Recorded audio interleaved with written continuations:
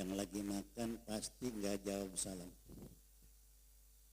Bu, nggak apa-apa, menjawab salam fardu kifayah. Tapi ada lagi yang nggak wajib menjawab salam. Satu, orang mati. Orang mati nggak wajib menjawab. Kalau ibu ziarah ke kuburan, assalamualaikum ya ahlul kubur, kubur diam. Andaikan dia jawab, kira-kira gimana? Nah, yang kedua yang nggak wajib menjawab salam, orang gila. Berarti yang kagak jawab salam, bawa bapak banyak tuh. Alhamdulillah, salatu wassalam ala rasulillah wa ala alihi wa ashabihi wa man tabi'ahu wa wala ma ba'du.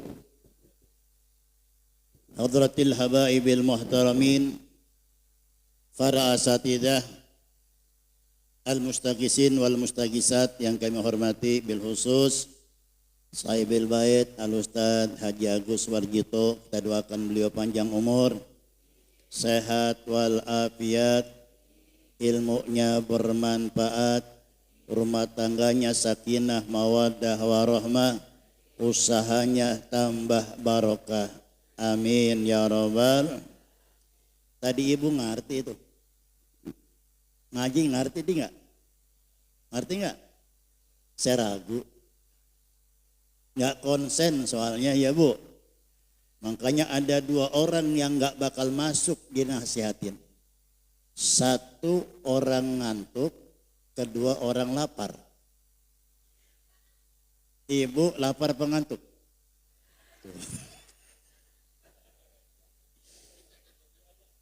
Dua-duanya lapar juga ngantuk. Ya udah, assalamualaikum. Saudara sekalian, tadi kita setiap zikir hujan turun, hujan turun, hujan. Banyak kata di hujan tuh. Tidak ada manusia yang bisa menghitung tetesan hujan yang jatuh pada saat hari ini. Tapi ada malaikat yang Allah jadikan mempunyai tangan 6.000 tangan. Maaf, 600 tangan. Di saat hujan turun itu Allah perintahkan untuk menghitung tetesan hujan, maka malaikat tersebut sanggup mampu menghitung tetesan hujan. Tapi ada malaikat yang disuruh menghitung hujan mampu, disuruh ngitung pahala sholawat nggak mampu. Tadi kita baca salawat berapa kali? Lebih daripada 10.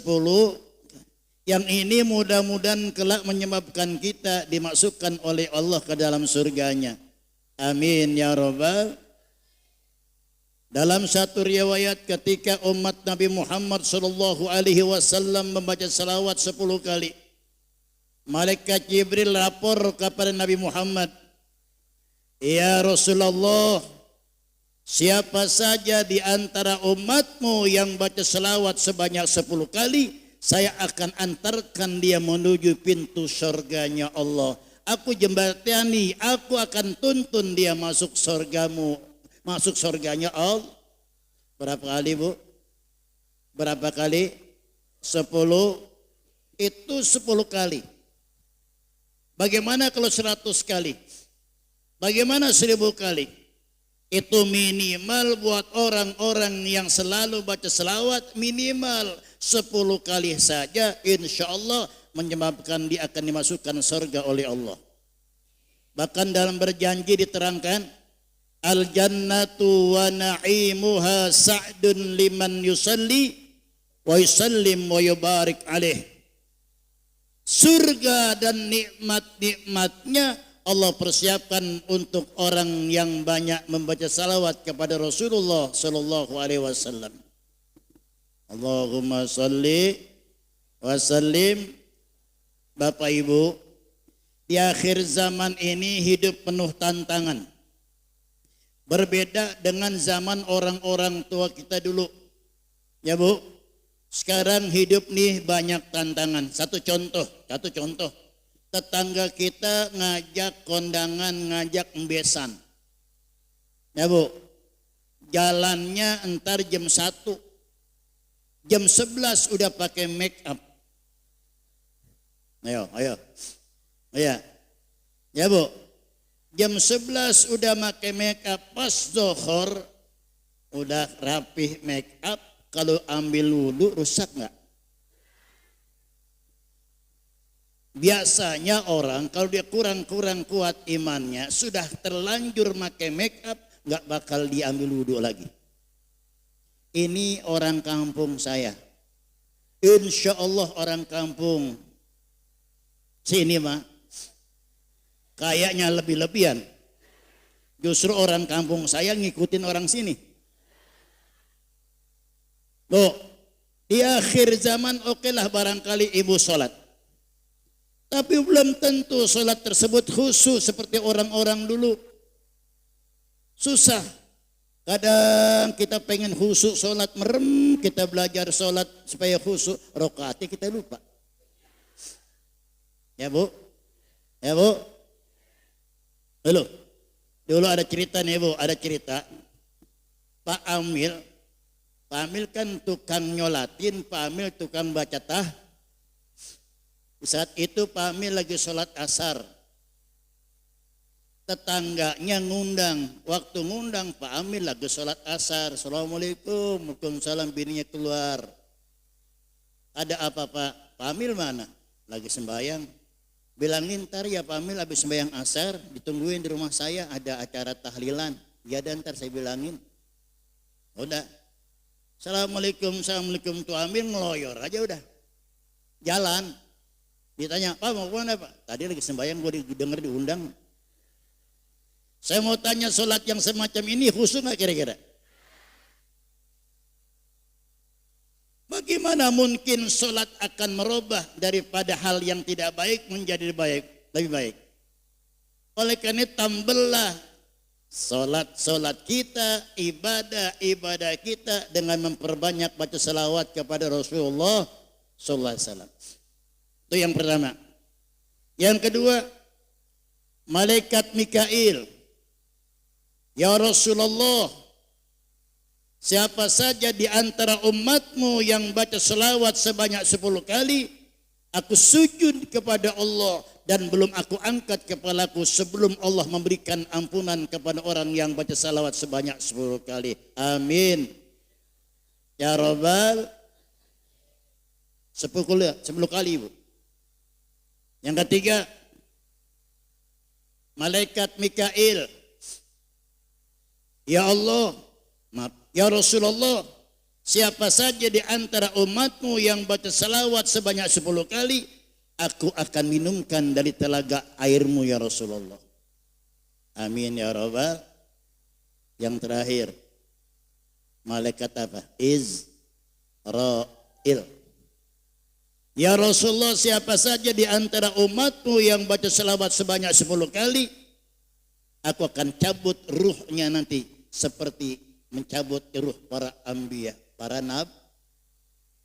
Bu, orang mati kita nggak tahu kapan datangnya. Tapi tandanya kematian sudah dikasih tahu sama Allah. Satu, kalau duduk nggak bisa diam, lonjor, narik, lonjor, itu.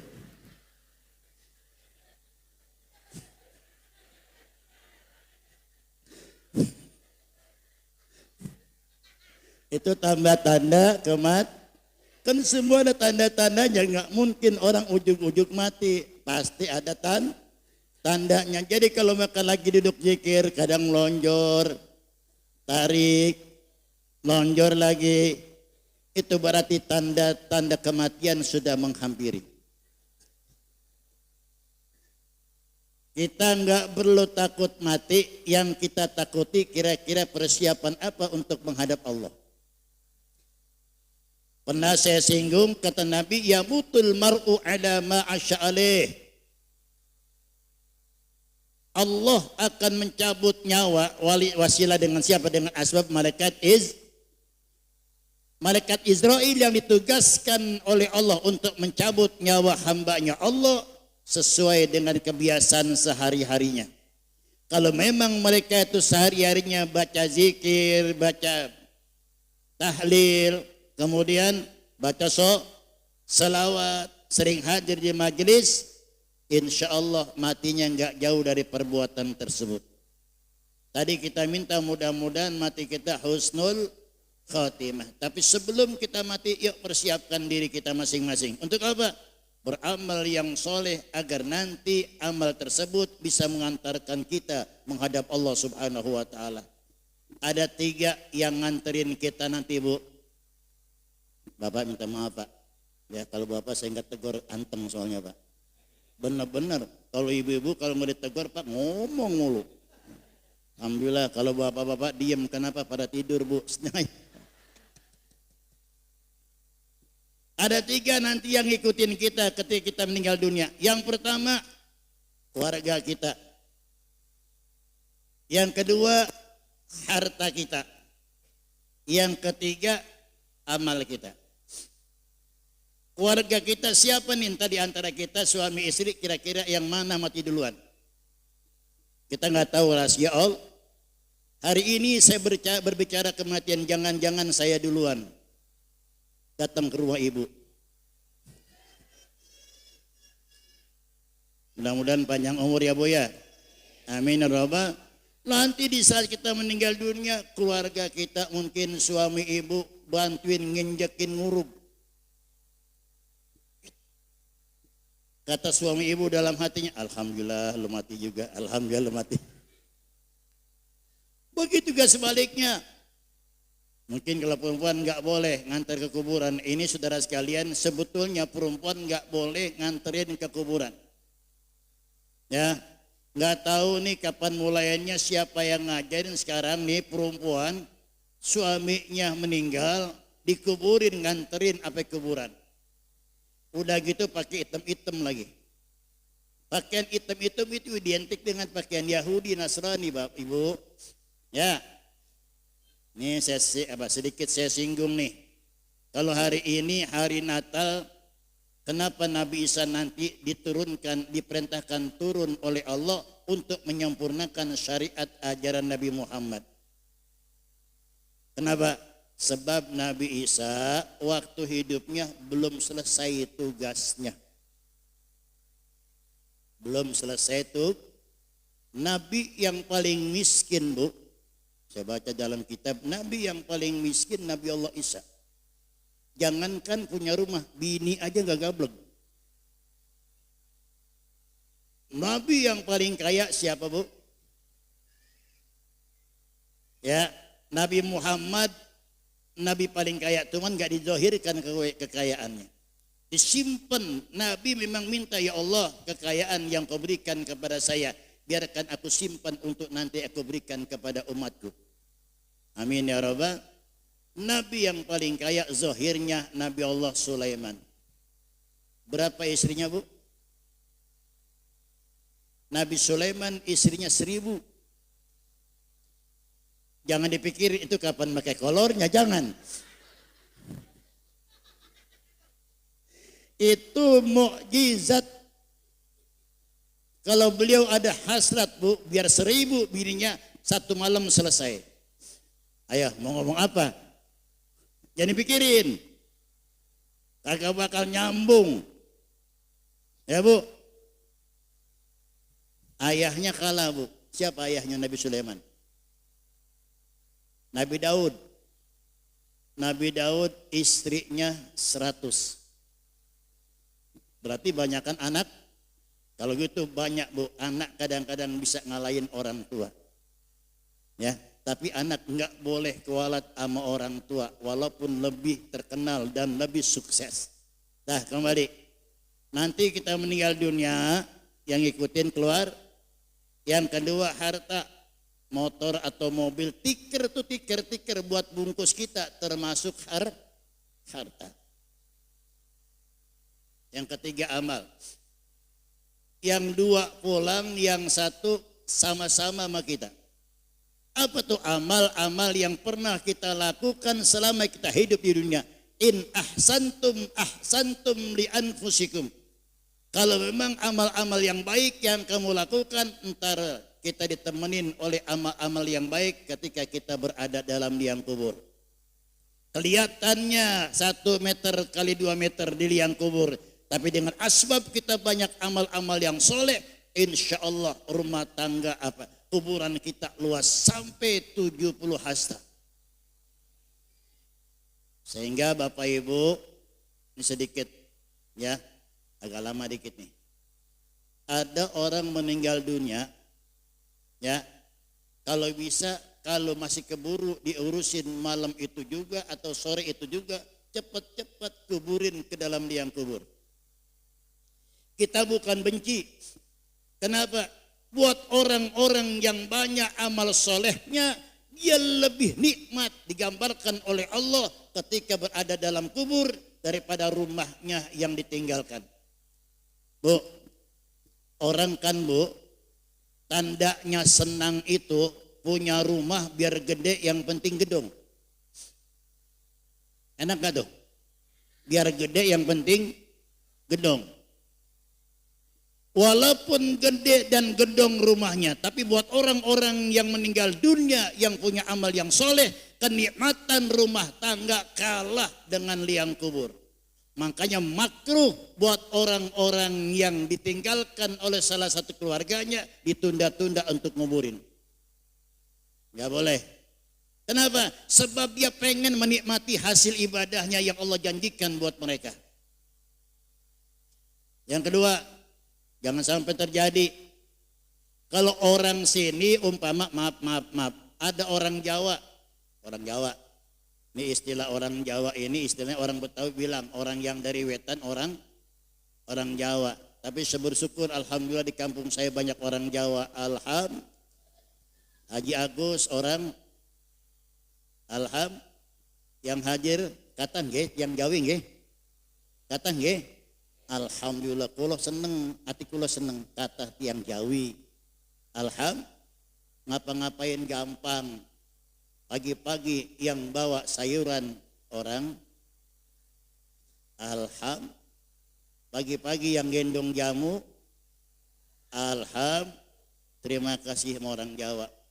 Mewakili orang Betawi, saya orang Betawi, alhamdulillah bu, orangnya royal. Biar ibu dari kampung nggak punya apa-apa, tapi orang Betawi siapin rumah suruh tempatin. Ya kan? Monggo, ya, niki loh. Niki dalam kulos, ini rumah saya, silakan masukin. Yang penting bulanannya pikirin. Nah, yang kedua, yang ketiga, ini amal soleh ini yang meneman kita. Kalau memang amal yang kita lakukan di dunia ini diterima, Allah jadikan liang kubur kita raudhah min riyadil jannah. Amin ya rabbal. Tapi kalau kita nauzubillah amal yang toleh, lawannya soleh, toleh, amal yang tidak baik jauh lebih banyak, maka orang tersebut akan sengsara dalam liang kubur. Katanya Nabi, al-qayyisu mandana nafsahu wa amila lima ba'dal maut. Orang yang pintar kata Nabi adalah orang yang selalu mempersiapkan amaliyahnya untuk menghadap Allah Subhanahu wa taala dalam sebuah kematian. Mudah-mudahan mati kita husnul, bisa ngucapin kalimat la ilaha. Inilah yang saya katakan, orang meninggal dunia sesuai dengan kebiasaannya. Kalau dia kebiasaannya zikir, insyaallah matinya dalam keadaan zikir. Tapi kalau makan dia suka mantun, awas hati-hati. Ayo yang sering mantun, hati-hati. Dulu saya dapat cerita dari guru saya, ini orang kerjaan tukang mantun. Kan dulu mah bilang begini, mbak, nyebut, ngapa mbak, nyebut gitu ya. Bukan baca zikir, mbak, nyebut, mbak. Itu orang emang tukang mantun, apa katanya? Ya tong, boro-boro gua mau nyebut, hati gua kalang kabut, datang malaikat maut, nyawa gua menuju cabut. Assalamualaikum warahmatullahi wabarakatuh.